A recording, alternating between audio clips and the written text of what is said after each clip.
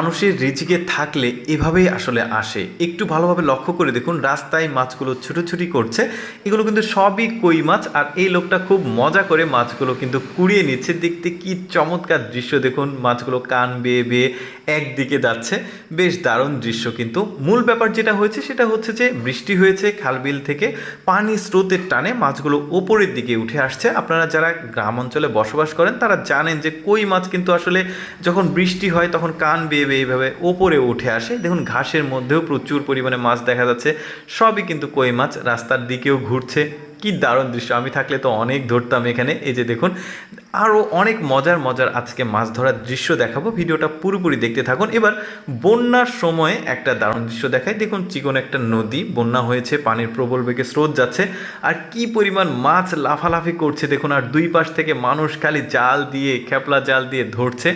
এইরকম দৃশ্য কিন্তু অনেকেই আসলে দেখে থাকে গ্রাম অঞ্চলে যারা বসবাস করে। বন্যার সময় এই ধরনের বিভিন্ন রকম আসলে মাছ ধরার দৃশ্য দেখা যায়। আমার কাছে এই দৃশ্যটা আরও বেশি এক্সেপশনাল মনে হয়েছে। আরেকটা দৃশ্য আপনাদেরকে দেখায়, যদিও মনে হচ্ছে এটা সমুদ্রের কোনো এরিয়া হবে, আশেপাশে সম্ভবত বন্দর বা কোনো কিছু হবে। লাইটের আকর্ষণে মাছগুলো এসেছে, দুইজন ব্যক্তি নেট দিয়ে মাছগুলো তুলে তুলে নৌকাটাকে লোড করছে। এত পরিমাণ মাছ। দর্শক, এরকম মজার মজার ভিডিও প্রতিদিন দেখতে আমাদের চ্যানেলটি সাবস্ক্রাইব করে রাখতে পারেন। ধন্যবাদ।